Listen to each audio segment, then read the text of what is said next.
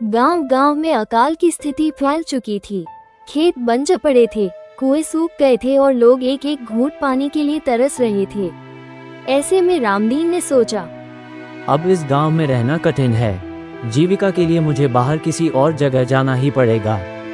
वो चलते चलते सुरजनपुर नामक गांव में पहुंचता है, पर वहां उसका कोई ठिकाना न था, न ही कोई काम।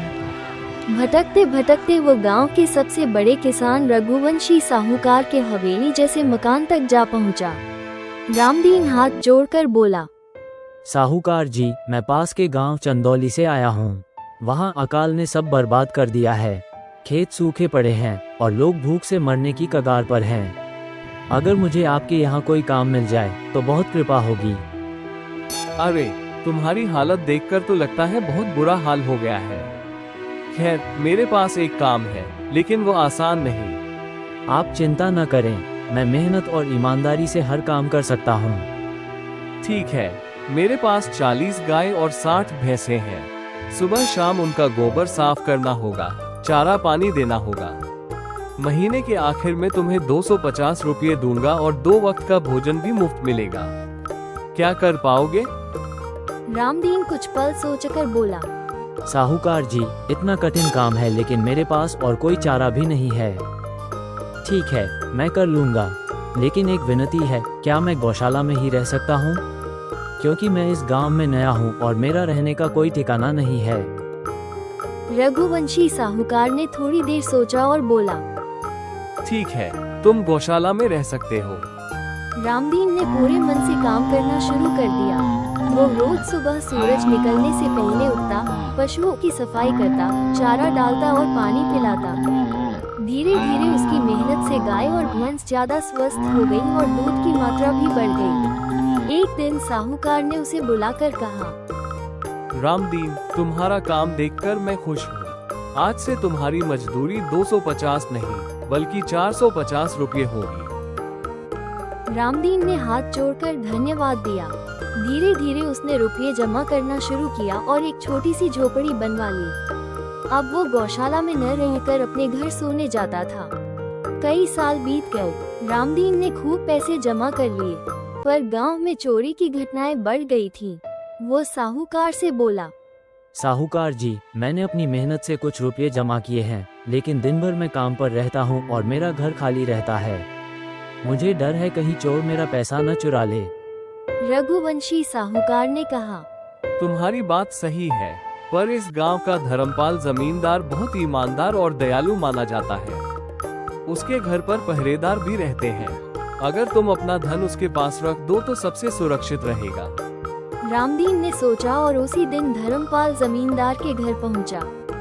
जमींदार जी, मैं आपके पास अपनी मेहनत की कमाई सुरक्षित रखने आया हूँ। ये 6000 रुपये हैं, कृपया कुछ समय के लिए संभाल लीजिए। वाह, ये तो बड़ी रकम है। चिंता मत करो, तुम्हारा पैसा मेरे पास बिल्कुल सुरक्षित रहेगा। रामदीन ने राहत की सांस ली और पैसे वहीं छोड़ आया। 2 साल गुजर गए। रामदीन ने सोचा, अब मैं अपनी जमीन खरीद कर खुद खेती करूँगा। इसके लिए मुझे अपने पैसे चाहिए।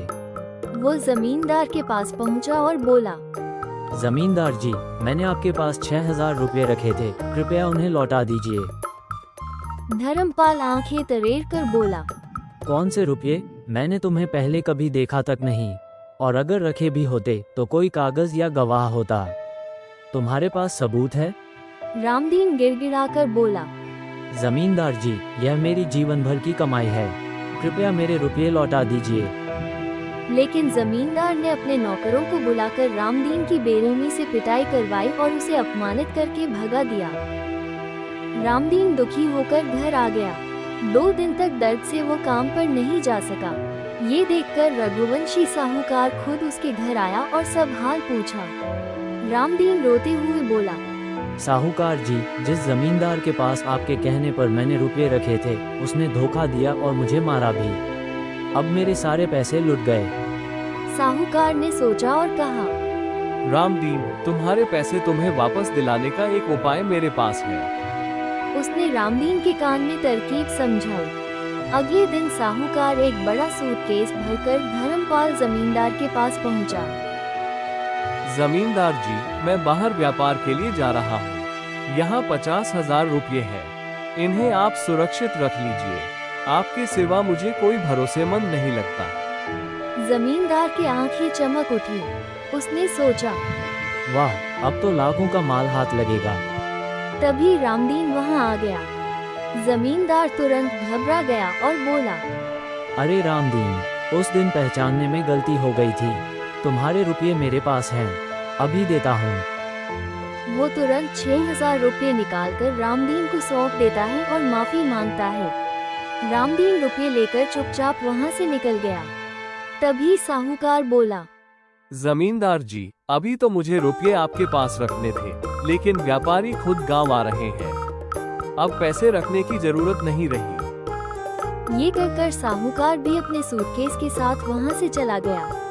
रामदीन ने खुशी खुशी अपने रुपये संभाले और साहूकार का आभार जताया। साहूकार बोला, रामदीन, मेहनत और ईमानदारी से कमाया धन कभी नष्ट नहीं होता और लालच में कमाया धन कभी सुख नहीं देता।